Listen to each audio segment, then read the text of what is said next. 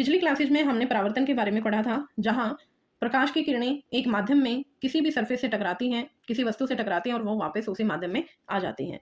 अब अपवर्तन हम करेंगे। अपवर्तन के अंदर क्या है कि जब हमारी कोई जैसे कांच की कोई भी वस्तु है, वहाँ पर कांच के अंदर जो माध्यम होता है वो सघन माध्यम होता है और कांच के जो बाहर है वहाँ विरल माध्यम होता है, हवा, गैसें होती हैं उसके अंदर, जो कण हैं दूर-दूर होते हैं वस्तुओं में, पार्टिकल्स के बीच में। तो यहाँ क्या होता है, जब प्रकाश की किरण इसे टकराएँगी, पिछले परावर्तन की तरह ही हम वहाँ एक अभिलंब ड्रॉ करते हैं, तो वो प्रकाश की किरण सीधी जाने की बजाय वो अभिलंब की तरफ मुड़ जाती है और जब इससे ये बाहर जाएगी, तो प्रकाश की किरण अभिलंब की तरफ नहीं मुड़ेगी, वो अभिलंब से दूर जाएगी। तो ये होता है हमारा, एक माध्यम से जब दूसरे माध्यम में जाएँगी प्रकाश की किरण, या तो वो अभिलंब की तरफ मुड़ती है या वो अभिलंब से दूर जाती है। अब यहाँ हम प्रिज़्म देख रहे हैं। प्रिज़्म क्या है? ये एक त्रिभुज प्रिज़्म के 2 त्रिभुजाकार आधार होते हैं इसके अंदर और 3 आयताकार पार्श्व पृष्ठ होते हैं, बगल वाले पृष्ठ होते हैं जो एक दूसरे से जुड़े हुए होते हैं और ये पृष्ठ एक दूसरे पर झुके हुए होते हैं। अब यहाँ पर देखिए, ये N और N डैश और यहाँ से M N M डैश, ये हमने डॉटेड लाइन से ड्रॉ किया है। ये है अभिलंब। AB पर अभिलंब डाला है N N डैश और AC पर अभिलंब डाला है हमने M M डैश। अब प्रकाश की किरणें आई, PQ किरण आई, E पॉइंट पर आकर प्रिज्म से टकराती हैं। वो सीधी जाने की बजाय, ये जो डॉटेड लाइन से दिखाया हुआ है ये स्ट्रेट लाइन जानी चाहिए थी, बट ऐसे सीधी जाने की बजाय वो क्या हो जाती है, मुड़ जाती है F पॉइंट की तरफ।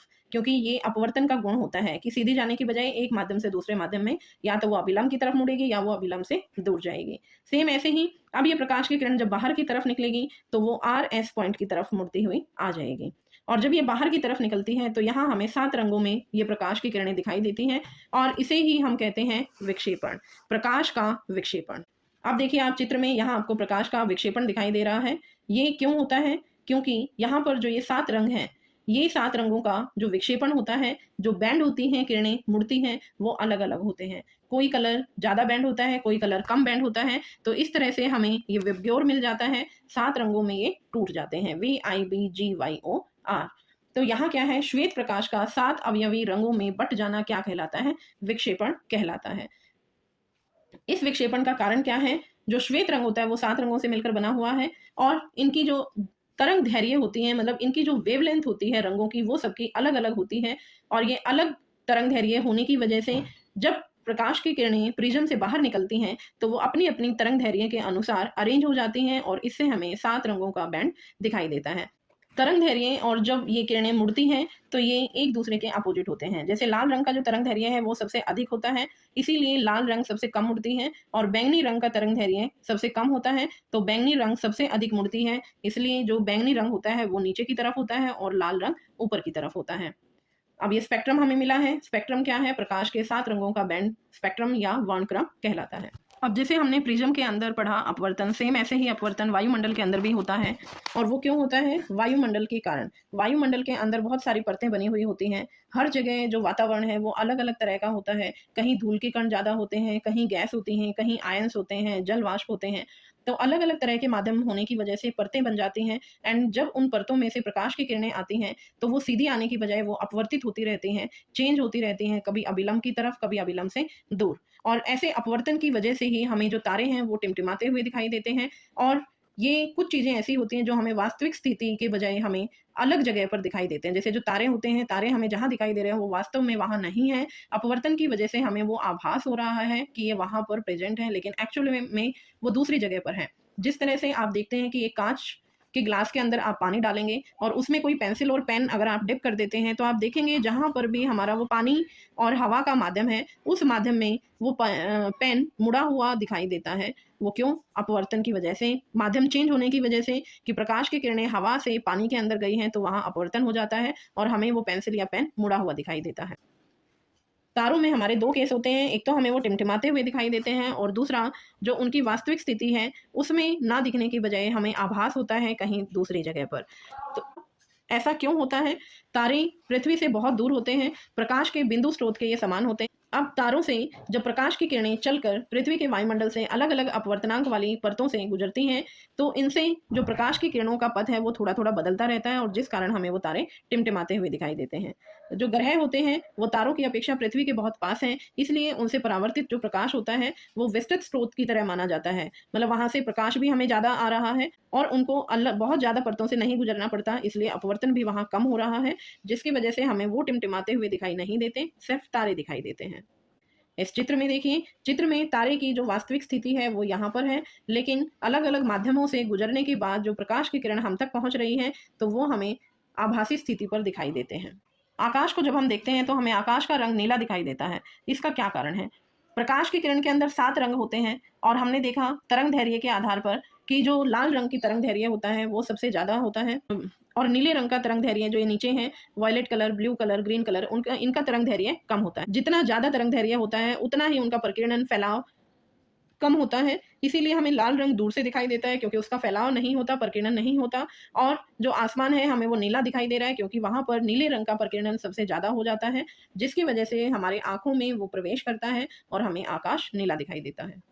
अब थर्ड है हमारा इंद्रधनुष का निर्माण। इंद्रधनुष हमें कब दिखाई देता है? जब बारिश होती है और बारिश के बाद सूर्य दिखाई देना शुरू हो जाता है, तो वहाँ अपवर्तन और विक्षेपण की वजह से हमें इंद्रधनुष दिखाई देता है। अब वो हमें किस तरफ दिखाई देगा?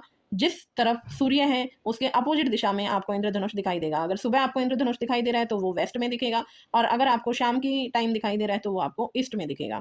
तो क्या होता है, सूर्य के विपरीत दिशा में जो वर्षा की बूंद होती हैं, क्योंकि बारिश के बाद कुछ बूंदें वातावरण में रह जाती हैं, तो वो प्रिज्म की तरह कार्य करना शुरू कर देती हैं। प्रिज्म में हमने क्या पढ़ा था? अपवर्तन।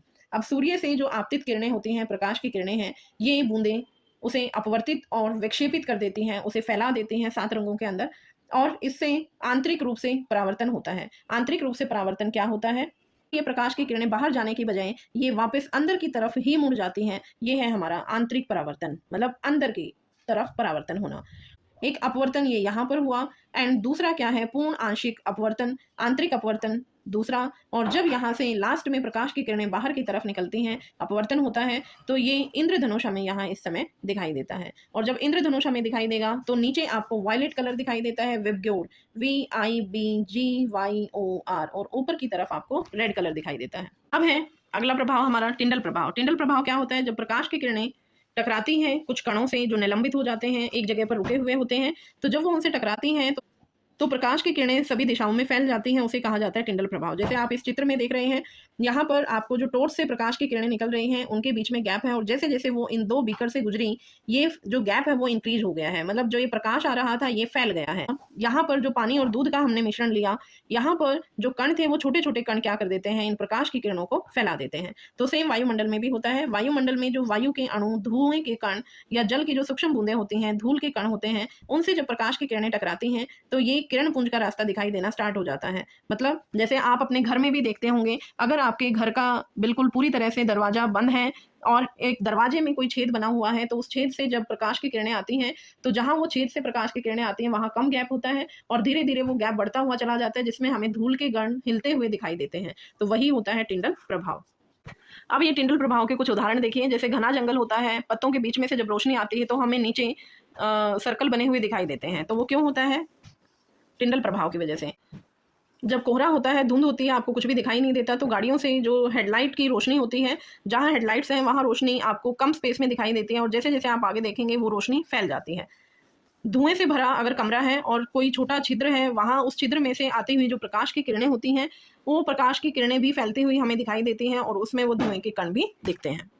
अब जो खतरे के संकेत हैं वो लाल रंग के क्यों होते हैं? आप देखेंगे जो हेडलाइट्स होती हैं रेड कलर की होती हैं, तो वो क्यों है? क्योंकि जो लाल रंग का तरंग दैर्घ्य होता है वो सबसे अधिक होता है और तरंग दैर्घ्य जितना अधिक होगा उतना ही उसमें जो विचलन होगा, फैलाव होगा, वो कम होगा। कम लाइट अगर फैलेगी तो हमें वो दूर से ही दिखाई देगी, दूर से हमें वो लाल रंग साफ साफ दिखाई देगा।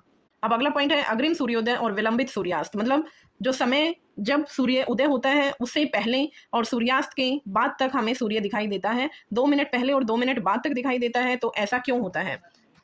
ये भी हमारे वायुमंडल के अपवर्तन की वजह से ही होता है। अब यहाँ पर क्या होता है, जो सूर्य की किरणें हैं निर्वात से होकर पृथ्वी के सघन माध्यम में आती है, मतलब जहाँ सूर्य है वहाँ गैसीय माध्यम नहीं है और जब पृथ्वी के वायुमंडल में आती हैं तो वहाँ पर जो कण है वो बहुत पास पास हैं, सघन माध्यम होता है। तो जब वो निर्वात से सघन माध्यम में आती हैं तो वो किरणें अभिलंब की तरफ यानी धरातल की तरफ मुड़ जाती हैं। जैसे चित्र में आप देख रहे हैं, यहाँ से ये प्रकाश की किरण निकल रही है, ऐसे सीधी जाने की बजाय वो क्या हो रही है, धरातल की तरफ ये हमें मुड़ती हुई दिखाई दे रही है। तो जिससे सूर्योदय और सूर्यास्त के समय जो सूर्य है अपनी वास्तविक स्थिति से ऊपर दिखाई देता है, 2 मिनट पहले और 2 मिनट बाद तक। और इसमें एक सेकंड है, सूर्योदय और सूर्यास्त के समय हमें सूर्य या जो हमारा आकाश है वो पूरी तरह से लाल रंग का दिखाई देता है और दिन के समय हमें सूर्य हल्की सी येलो या व्हाइट कलर का दिखाई देता है। तो वो क्यों है?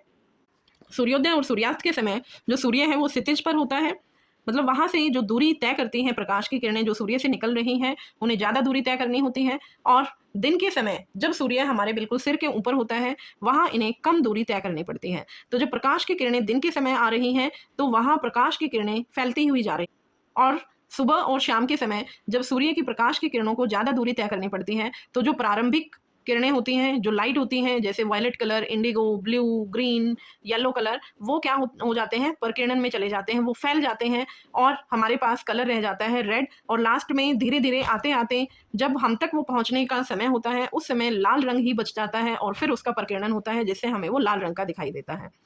और दिन के समय क्योंकि जो प्रकाश की किरणें आ रही हैं उसे कम दूरी तय करनी, जिनकी तरंग दैर्घ्य कम होती है जैसे वॉयलेट, इंडिगो, ब्लू कलर, उनका ही प्रकिरणन हो जाता है उस कम समय में, और इसलिए हमें उस समय लाल या फिर हल्की सी येलोइश शेड का वहाँ पर दिखाई देता है।